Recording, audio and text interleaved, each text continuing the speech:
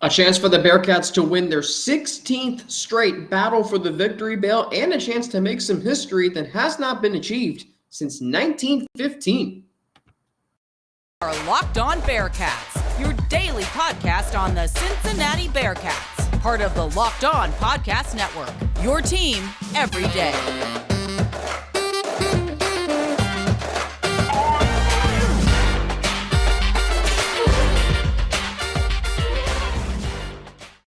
Thank you so much for making Locked On Bearcats your first listen every day. It's Friday, September 16th, 2022. We're presented by BetOnline. BetOnline has you covered this season with more props, odds, and lines than ever before. BetOnline, where the game starts. Alex Frank, your host, with you each and every day here on the Locked On Podcast Network. Free and available everywhere you get your podcast. Locked On Bearcats. Don't forget to subscribe to our Locked On Bearcats YouTube channel and follow us too every time, so you can get an alert every time we drop a new episode.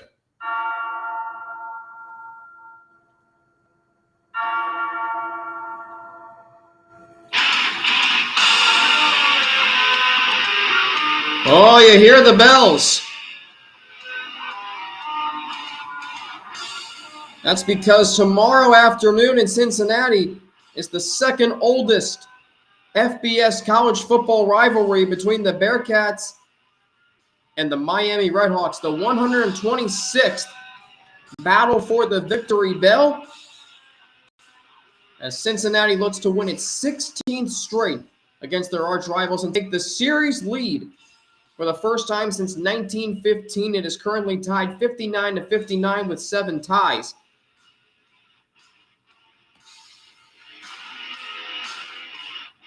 Now, this game is not going to be easy. We'll get to that later on in the show. But I will say this. This is a game Cincinnati should win.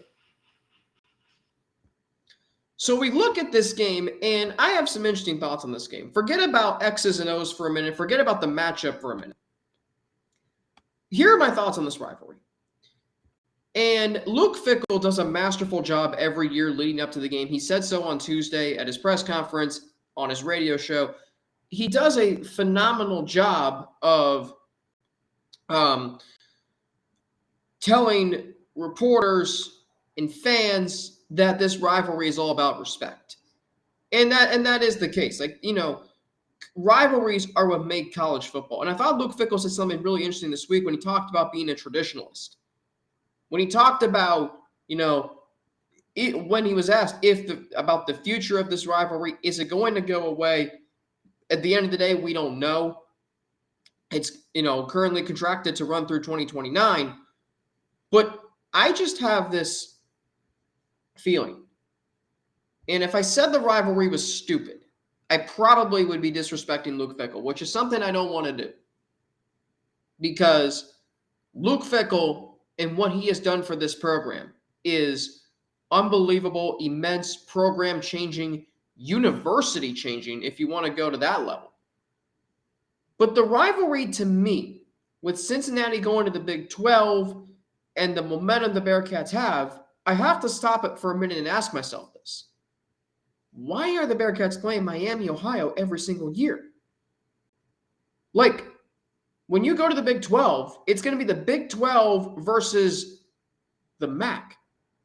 Your main rivalry is going to be a team from the Mid-American who, yes, has been pretty solid over the last few years. But on a national level, and you're going to the Power 5 and your main rival is going to be someone from the Mid-American? Like, think of the other non-conference rivalries in college football. And what you'll see is that it's not one Power 5 school versus another Power 5 school. It's West Virginia Pitt, ACC versus Big 12. It's Florida State, SEC versus ACC. It's Iowa State, Big 10 versus Big 12. There aren't any non-conference rivalries that are Power 5 versus Group of 5. I mean, Notre Dame has a bunch of rivalries with Michigan, Michigan State, USC. Those are Power 5 versus independent, and Notre Dame you could argue classifies as a Power 5 because of their history and tradition and the amount of times they've won prior to 1988. But so that's what I think about with Cincinnati and Miami is if Cincinnati goes to the Big 12, their main rival is going to be from the Mid-American. They're still going to have to play them every single year. A Big 12 team is going to have to go to a 20,000 seat stadium in Oxford, Ohio to play Miami. That doesn't really, appeal to me. And I'm not trying to disrespect Miami. Miami's held the series lead or the lead in the series since 1915. As Russ and I discussed yesterday, Woodrow Wilson was the president of the United States. The NFL was not in existence at the time. And there were, I think, only 48 states were actually states at the time. Alaska and Hawaii certainly weren't states. 1915 was the last time Cincinnati held the lead in the series. So when we talk about the significance of this game on Saturday, aka tomorrow, then yes, there is something riding on it. And it is an important game. It's a rivalry game. The Bearcats have to win every single game from here on out, most likely, to get to a New Year's Six Bowl. And the Bearcats are also, when we talk about a season of, putting a stamp on the program and defending streaks. Well, here's another streak. 15 straight victories in the battle for the victory bell against Miami. You don't want that to go up in smoke. I thought Cincinnati did a great job last year of coming out in the first quarter against Miami, first quarter of the season, and saying, boom, this game is ours. You've got no chance. And Miami didn't. Miami did not want to be on that same field. Second play from scrimmage, Desmond Ridder hits Tyler Scott, 81 yards for a touchdown. Game was over after that play. On that play, rather. So when we look at this game tomorrow, it does mean something.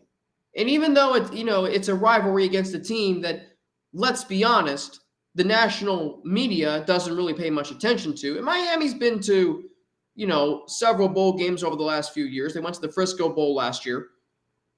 But they're not world beaters. They are a group of five school. A team that is, let's just say, an average group of five school. They're competitive. They'll compete for conference championships. They won a conference championship in 2019. I think this Miami team is actually pretty good. I watched their first two games, and I see a team that's competitive. I see a team that, looks like they have an identity or what they want to be like offensively. I see a team that can get after it defensively. They can pressure the quarterback. They can force turnovers. So this is not going to be an easy game. But at the end of the day, the talent disparity between Miami and Cincinnati is very, very good. Is very, very high. So when the Bearcats go to the Big 12, you can view this game as a cream puff win potentially. And I go back to something Brian Kelly did in his tenure. When he would voice every year why Cincinnati had to play Miami once a year. Go to Miami once a year. And it could be viewed at that time as something that was disrespectful. And at that time, Cincinnati had 15 fewer wins than the Redhawks. But you know what? And now that I look at what Luke Fickell has done in the program and making it big boy mentality, they have a seat at the big boys table next year waiting for them in the Big 12. They've been in the college football playoff. They've shown they can compete with SEC teams.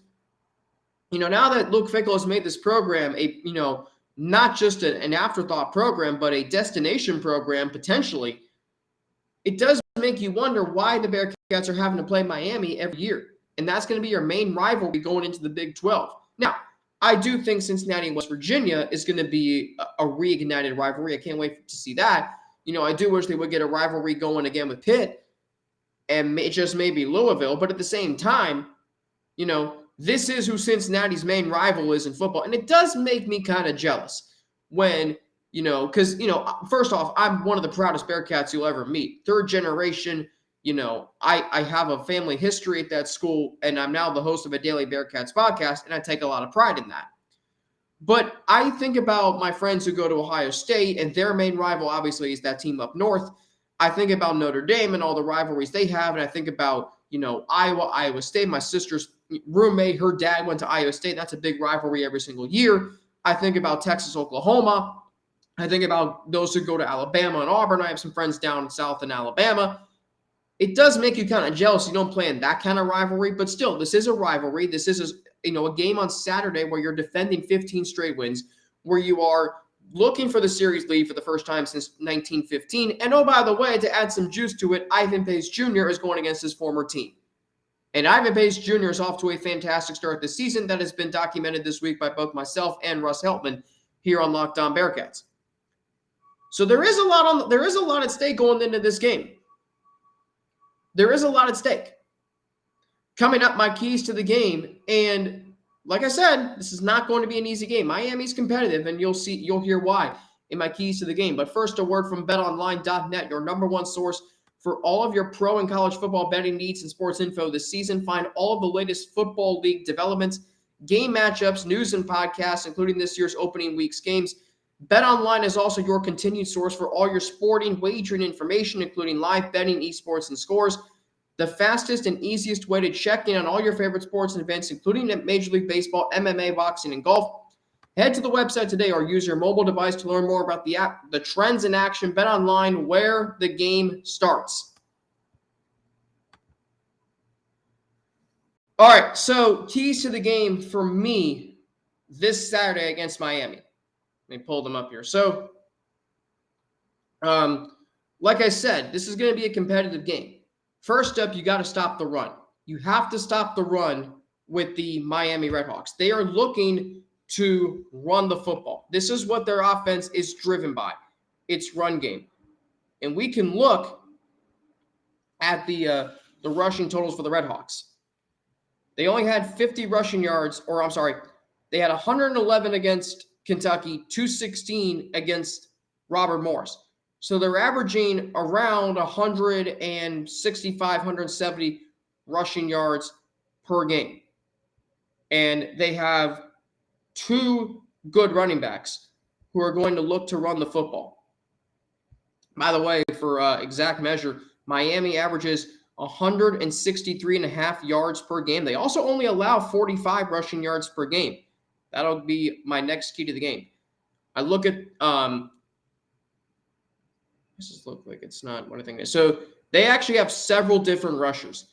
Kevin Davis, Kenny Tracy, Keon Mosey, Tyree Sheldon. God, he feels like he's been there for 15 years. Avion Smith, their current quarterback. More on him in a minute. Miami has four different running backs or four different players with over 50 yards rushing. They only have 2 rushing touchdowns on the season, but that's how they move the ball down the field. If you make Miami one-dimensional, that is going to put the Bearcats in a very good position to win this game, especially when you consider they're playing with a backup quarterback. All right, they're playing with a backup quarterback in Avion Smith. Brett Gabbert was injured in I believe the season opener because he didn't play last week. So they're playing with the backup quarterback. So they are going to be driven through their running game. Number 2, key to the game, win the line of scrimmage. Miami's offensive line is experienced. And I was looking through their game notes. Here's what's interesting. And I know offensive line play, it's not something that, is fun to talk about. But at the same time, it is absolutely important to any college football team and any football team in general. By the way, Brett Gabbert, head coach Chuck Martin said he would be out for a while. He started the season opener at Iowa in 2019. He ranked 7th in program history with 5,609 passing yards, completing 58% of his passes, 41 touchdowns. Here's, though, what Avion Smith, the backup quarterback, has going for them. An offensive line that returns 4 starters from last year. They've started 82 combined games. You've got Caleb Schaefer leading the way with 26, Rusty Feth with 24, Reed Halsky with 15, and Sam Vaughn with 14. So there is a continuity on this offensive line. If their running game gets going, they're going to make it very difficult to get to the quarterback, and Avion Smith will look to extend plays with his legs. That's something that I am concerned about. It's not KJ Jefferson and Arkansas, but what it is a running game that is going to kind of look like the Philadelphia Eagles. Experienced offensive line. They can run the football, at so many different angles, including from the quarterback. This is a team that if they get going in the run game, that is what their offense feeds off of. Now, Cincinnati in 2018, and I hope this is the kind of game tomorrow that it turns into. This is the kind of game that I hope Cincinnati can take Miami out of it by their ability to run the football. If they can make Miami one-dimensional. 2018, remember, it was a rainy night. Cincinnati ran the ball, I think, 51 times as opposed to just 11 passes. Miami decided to say YOLO and try to throw in the rain, which clearly wasn't going to work. And the Bearcats won the game 21-0. This game is, I don't think, going to be like that. But if Cincinnati takes Miami out of its run game, which we saw last week against Kennesaw State, they were able to do so. And I thought they held their own against Arkansas. I really did. Sure, they gave up 105 yards to Rocket Sanders, but 40 of those came on one play towards the end of the first half. So, to me, I think when I look at this game, that it sounds so cliche, stop the run, but Miami can run the football. That is how they are going to win games this year. The Mid-American and John Garcia Jr., Director of Recruiting for Sports Illustrated Football, he's talked about this on this show multiple times. He's talked about how the MAC has gone to a spread offense. Miami is kind of not caught up with that yet. They're still going with a ground-first approach, similar to what Cincinnati is doing. So that's why stopping the run is so important. If you can pressure the quarterback, too, Miami's going to look to do that. So when the line of scrimmage not only involves stopping their run game, it also involves keeping their pass rush at bay. We look at Miami's totals through the first 2 games of the season, and I watched them on tape. They do look like they are trying to get after the quarterback. They have 6 sacks through the season, so that's 3 per game. Leading sack totals on defense, you've got doesn't list who has number of sacks and whatnot. That's interesting. They don't even list tackles for loss. That's weird. But anyway, they do have 6 sacks on the season. So that's another area where I am concerned about is the Bearcats' offensive line. Now, it's a very good offensive line, like Miami's. Cincinnati's returning all 5 starters. Their offensive line has looked really good through the first 2 weeks of the season. But what I'm also saying is it's going to be on both sides. It's going to be on both sides. The Bearcats defense versus the Miami offense, and the Bearcats offense versus the Miami defense. If you can win the battle at the line of scrimmage on both sides, you're going to be in good shape come the fourth quarter of this game. And number 3 key to the game, get off to a fast start. It sounds so cliche. We hear that all the time, but it cannot be overstated. This rivalry has had some close games. I mean, that's what makes a rivalry, are close games. And when you look at the history of the battle for the victory belt, now, the recent games have not been close. We know that. But in years past, I'm looking to see, I know I have these notes somewhere, but the battle for the victory belt, here we go. 54 have been decided by 7 points or less. There have been 7 ties in this series. But there have been some close games over the years.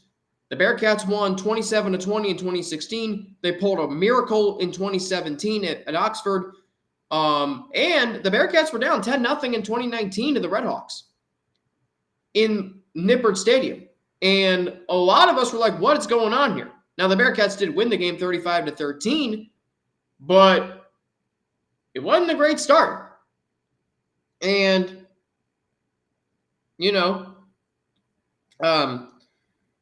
that's why, to me, you can't fall behind 10-0. come out and say, this game is ours. I don't care if Miami's the home team or not. This game is being played at Paycor Stadium. I don't care if Miami's the home team or not. This game is Cincinnati's. Come out and say, this game is ours, and damn it, the victory bell is staying in Clifton for another year. Because it's been here since 2005. And golly gee, think about all that's happened since 2005. That's a long time. Think about all the events that have happened in Cincinnati, Miami, the world, the country. George Bush was president the last time Miami won this series, a game in this series. Now, I'm not trying to hype it up and then Miami's going to shock the world and shock the city of Cincinnati by winning this game. But what I am saying is, this Bearcats team, knowing the pride they play with, knowing the culture that they have, I think they're going to come out with a sense of urgency to defend the streak of 15 straight wins. Because if they don't, then the season might be ruined based on this game alone. Rivalries can make or break team seasons. Miami season will be made if they beat Cincinnati. The Bearcats season will be broken if they lose to Miami. I'll put it to you that way. Coming up, matchups to watch, where I think this game will be decided, and my score prediction. We'll do that after a word from two of our sponsors. Locked On Bearcats on a Friday, September 16th, 2022. Alex Frank, your host each and every day, part of the Locked On Podcast Network, your team every day. Getting you set for the battle for the victory bell on Saturday between the Bearcats and the Redhawks. Noon kickoff, ESPNU, John Schifrin, Renee and Conglia will have the call on ESPNU starting at noon, 102.7 WEBN. And 700 WLW will simulcast the game until Reds baseball starts at 1:15. Dan Hort, Jim Kelly Jr., Mo Egger on the call from Paycor Stadium in Cincinnati, downtown Cincinnati, of course, Paycor Stadium, home of the Bengals.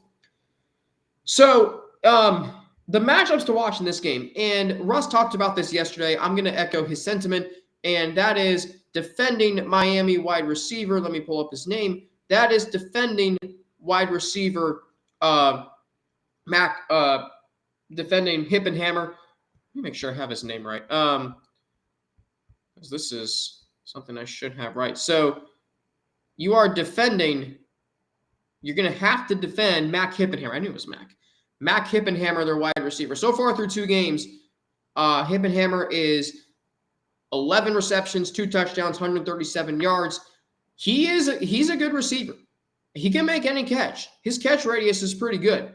So if you're Brian Threats, if you're Jaquan Shepard, new corner to the game for Cincinnati, that's a matchup to watch on the outside. And on defense, player to watch for Miami is linebacker Ryan McWood, off to a fantastic start through the first two games of the season, 18 total tackles, interception plus 2 quarterback hits. They are looking to win this game with him. Miami's going to send some pressure. But Ryan McWood is back there lurking. So for as much as I say it's up to Ivan Pace Jr. for Cincinnati to stop the run, it's also up to Miami and their ability to slow down the Bearcats, deep running back room of Corey Kiner, Miles Montgomery, Charles McClellan. If Ryan McWood is having an impact on this game, that's going to be tough. There's a reason Miami's only giving up 45 rushing yards per game, and it's because of Ryan McWood. So there's two areas where I think this game will be decided. Up front, battle at the line of scrimmage. Miami's experienced offensive line. Big test for the Bearcats' defensive line. First game without Malik Van, who will miss the rest of the season, sadly, with a torn pec. I'm going to be looking for guys like Eric Phillips and Dante Corleone and Noah Potter and Jabari Taylor and Jawan Briggs. Those players to step up, get a pass rush going, load the box, stop the run. That's what I'm looking to see. And then on the outside, with Jaquan Shepard and Brian Threats, I'm looking to see how they cover Miami's receivers, particularly Mac Hippenhammer. They've been great the first two games. Javon Hicks, do they double team Hippenhammer? Javon Hicks had a pick last week. This is going to be the test. Up front and in the trenches. On the outside. Those are the two areas where I think this game will be won. And by the way, if Cincinnati can stop the run, now it's kind of, if they stop the run, then Miami's going to throw. So it's kind of where both areas have to be working. And I think they will. As far as my score prediction, I'm 2 for 2 this year. I said 52-17 last week, only slightly off. I said 38-21 the week before, only slightly off again there too. The last two games in this series were played at Nippert Stadium. The Bearcats won those two games by a combined score of 84-27. I expect the Bearcats to win this game. I don't think they will cover. They're favored by 20.5, courtesy of Bet Online. But I think it's going to be competitive. I think Miami keeps it close early. I think Cincinnati pulls away late. I'm very interested in seeing Ben Bryant, in his first start in the battle for the victory bell. Did he get playing time in 2019? I don't remember correctly. I don't think he did in 2018. So how he fares in his really first true battle for the victory bell action, playing on an NFL field, Paycor Stadium, I think it's going to be an interesting game. I don't think it's going to be a blowout, but I think Cincinnati gets it done. They have the talent, they have the defense, they have the winning pedigree, they have the culture. I think they get it done. I'll say 31-14. Cincinnati will win their 16th straight battle for the victory bell, take the series lead for the first time since 1915, and they will, they will improve to 2-1 and get set for a key non-conference showdown with Indiana next week. Going to be fun. Looking forward to Saturday. We'll get up early for College Game Day. We'll post the Locked On Now recap right after the game, and then you can expect the game recap up by 6 o'clock. So early work day for me on Saturday, for you, working for you, and giving you my thoughts on the 126th Battle for the Victory Bell. If you're going to the game, please stay safe.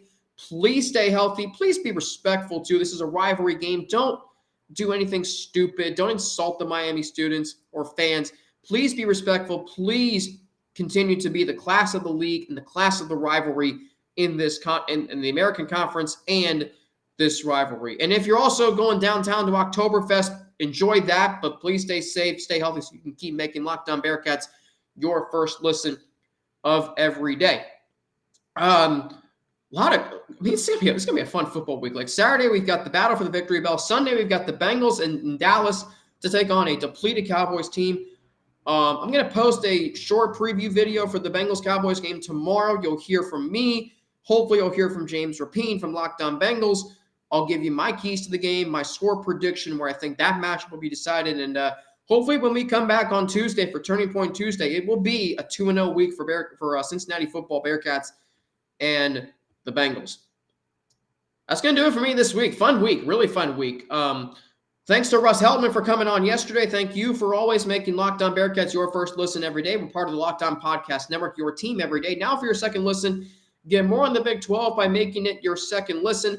Everyday host Josh Neighbors, good friend of mine, and the local experts of Locked On take you across the conference in 30 minutes. Locked On Big 12, your second listen. That's Locked On Big 12. For Locked On Bearcats, I'm Alex Frank. Have a great rest of your day. Please stay safe tonight if you're going out to watch some high school football. Please stay safe tomorrow if you're going to the game. Enjoy the game. And if you're going to Oktoberfest, please stay safe, but have a great time there. Oktoberfest, one of the best weekends in Cincinnati each and every year. I'm going to, full disclosure, like Russ, I've never been, and I am a Cincinnatian to the core. But looking forward to that and looking forward to talking to you Saturday following the Bearcats, hopefully 16th straight win in the battle for the victory bell and taking the series lead for the first time since 1915. Have a great rest of your day. Thank you for making Locked On Bearcats your first listen every day. Did I say you can follow me on Twitter at Frankie_Natty with 2 N's, NNATI. You can follow me on Instagram too, AlexFrank9_. Email me at alexbfrank@gmail.com. I'm Alex Frank for Locked On Bearcats. Have a great rest of your day, and I will talk to you all after the game tomorrow.